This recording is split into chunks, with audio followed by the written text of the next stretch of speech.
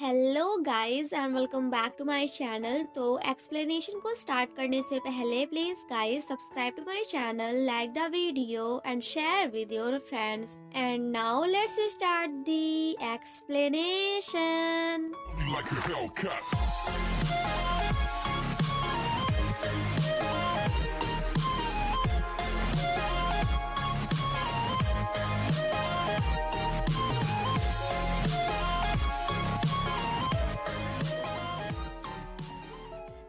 Part 5 की शुरुआत में हम जी ह्यूक एंड सुहा को स्कूल में देखते हैं, जहां एक दूसरे को देखने के बाद उन दोनों का रिएक्शन देखने लायक था। सुहा को देखने के बाद तो ऐसा लग रहा था कि जैसे वो जी ह्यूक को देखकर दीवार से आर पार चली जाएगी। सुहा जब क्लासरूम में अकेले क्लीनिंग कर रही होती है, तभी पीछे से जी ह्यूक आकर उसकी हेल्प करता है एंड देन सुहा से कहता है कि प्लीज तुम मुझे अवॉइड करना बंद करो, बिकॉज तुम्ही ने मुझसे कहा था ना कि तुम मेरे साथ रहना चाहती हो।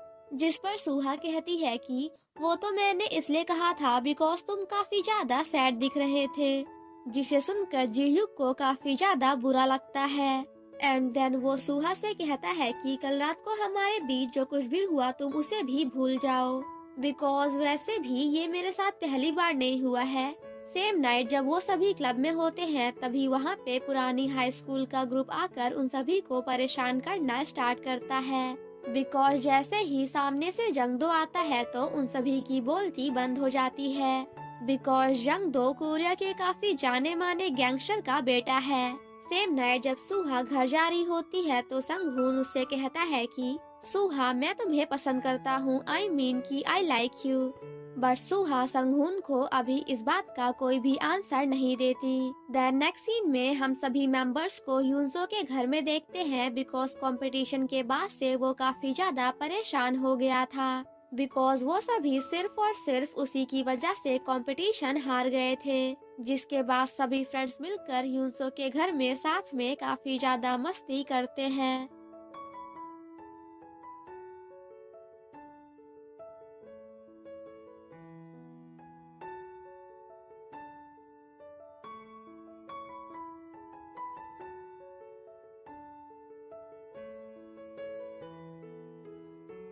सेम नाइट वो क्यांग काफी ज्यादा सैड होती है, बिकॉज जी ह्यूक उसे नहीं बल्कि सुहा को पसंद करता है एंड उसे ऐसा देखकर जंग दो उसे कंसोल करने की कोशिश करता है। और यहाँ पे हमें पता चलता है कि हमारे गैंगस्टर का बेटा यानी कि हमारा जंग दो वो क्यों को पसंद करता है। वहीं दूसरी तरफ आई कैंडी का एचआर रॉक फेस्टिवल में गाया हुआ गाना रातों रात काफी तेजी से वायरल हो रहा था, स्पेशली ह्यूनसो की वजह से, बिकॉज चोट लगने के बाद भी वो गिटार को प्ले कर रहा था। आई कैंडी के सभी मेंबर्स जब साथ में प्रैक्टिस कर रहे होते हैं, तभी जीह्यूक को संगहून की सिस्टर की कंपनी से कॉन्ट्रैक्ट के लिए फॉर्म आता है। I am really sorry guys, form नहीं बल्कि कॉल आता है, जिसे सुनकर वो सभी काफी ज्यादा हैप्पी हो जाते हैं। देन नेक्स्ट मॉर्निंग हम उन सभी को संगहून के सिस्टर की इंटरटेनमेंट कंपनी में देखते हैं, जहां जाने के बाद वो सभी काफी ज्यादा हैप्पी होते हैं। बट उन सभी को सबसे बड़ा झटका तो तब लगता है जब संगहून की सिस्टर कॉन्ट्रैक्ट फॉर्म सिर्फ और सिर्फ जी ह्यूक एंड संगहून को देती है।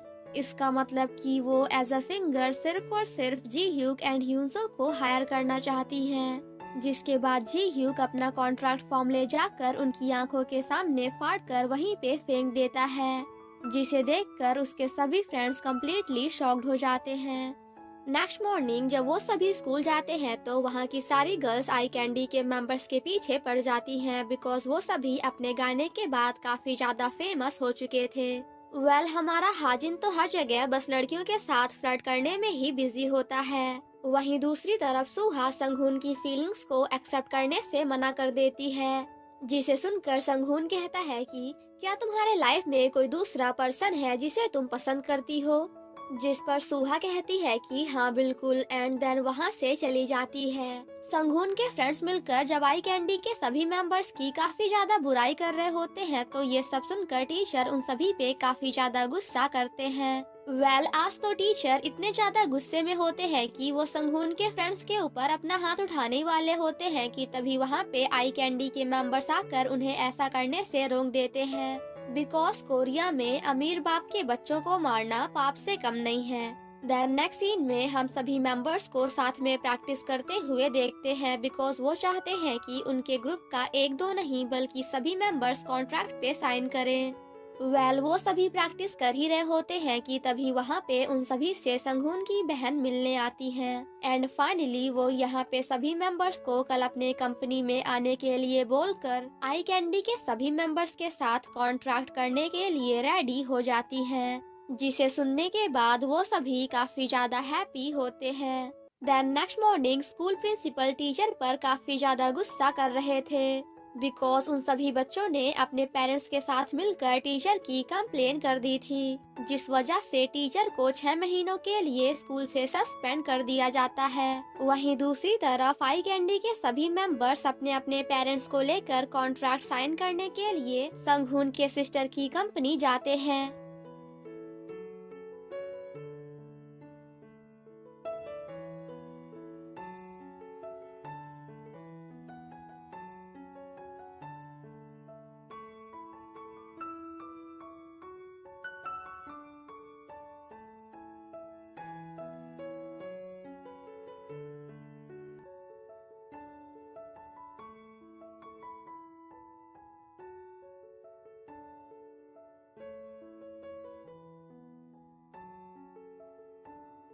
वहीं दूसरी तरफ संगून भी अपनी आइडेंटिटी सभी के सामने रिवील कर देता है कि वो एचआर कंपनी के सीईओ का छोटा भाई है बिकॉज वो भी एक सिंगर बनना चाहता है, बट अपने डैड की वजह से उसने अभी तक ये बात सभी से छिपा कर रखी थी बिकॉज संगून के डैड चाहते हैं कि उनका बेटा म्यूजिक पे नहीं बल्कि बिजनेस पे ध्यान दे, क्योंकि उसके डैड कोरिया के काफी बड़े बिजनेसमैन हैं। सेम नाइट जब सुहा घर जा रही होती है तो जी ह्यूक उसे रोकते हुए कहता है कि मैं पागल हो रहा हूँ बिकॉज मैं धीरे धीरे तुम्हें पसंद करने लगा हूँ। I am going crazy because I like you. Then next scene में हम उन दोनों को अपने अपने घर में काफी ज्यादा हैप्पी देखते हैं बिकॉज सुहा ने जी ह्यूक के प्रपोजल को एक्सेप्ट कर लिया है बिकॉज वो भी जी ह्यूक को पसंद करती है। देन नेक्स्ट सीन में हम उन सभी को साथ में उनके नए अपार्टमेंट में देखते हैं, जहां जाने के बाद वो सभी काफी ज्यादा हैप्पी होते हैं एंड आफ्टर दैट एक दूसरे से बेड के लिए लड़ने लगते हैं, जैसे कि ये बेड और ये रूम हमारा है तो तुम कहीं और जाओ। एंड आफ्टर दैट यहाँ पे इन सभी की रियल के पॉप आइडल बनने की जर्नी स्टार्ट होती है।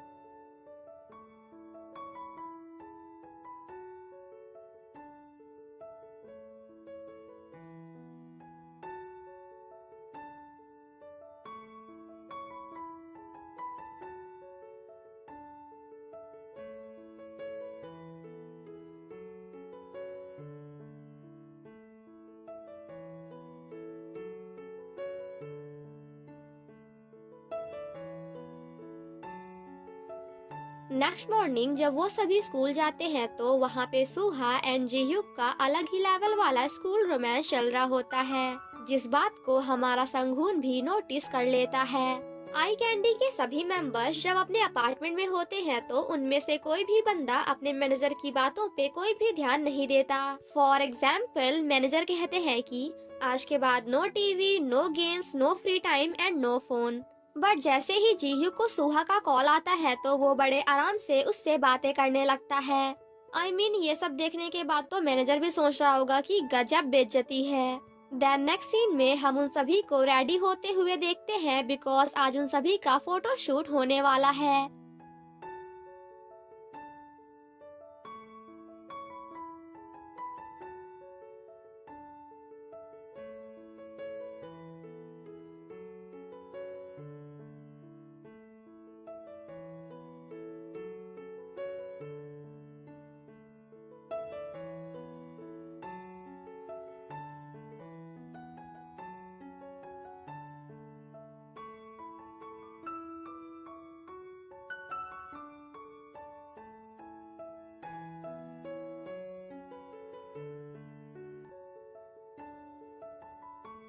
सेम नाइट जब सभी मेंबर सो रहे होते हैं तो वही हमारा जी ह्यूक सुहा से मिलने गया होता है, जहां वो दोनों साथ में काफी अच्छा टाइम स्पेंड करते हैं।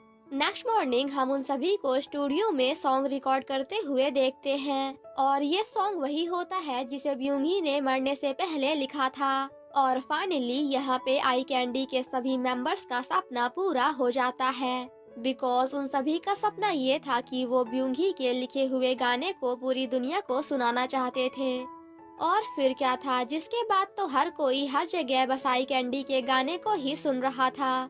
सेम नाइट जब वो क्यांग घर जा रही होती है तो रास्ते में कुछ गुंडे मिलकर उसे काफी ज्यादा परेशान करने लगते हैं। तभी थोड़ी देर बाद वहाँ पे आई कैंडी के सभी मेंबर्स भी आ जाते हैं। हाजिन कहता है कि देख, अगर तूने उसे टच भी किया ना तो फिर आज तू तो गया।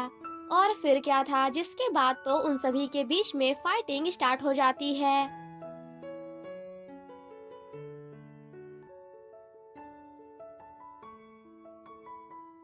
फाइट वाइट करने के बाद वो सभी साथ में बातें करते हुए बैठे ही होते हैं कि तभी वहाँ पे पुलिस भी आ जाती है, जिसे देखकर वो सभी कम्प्लीटली शॉक्ड हो जाते हैं। और इसी के साथ हमारा पार्ट 5 यहीं पे खत्म हो जाता है। Thank you so much guys for watching my explanation. Stay safe and healthy. Bye bye.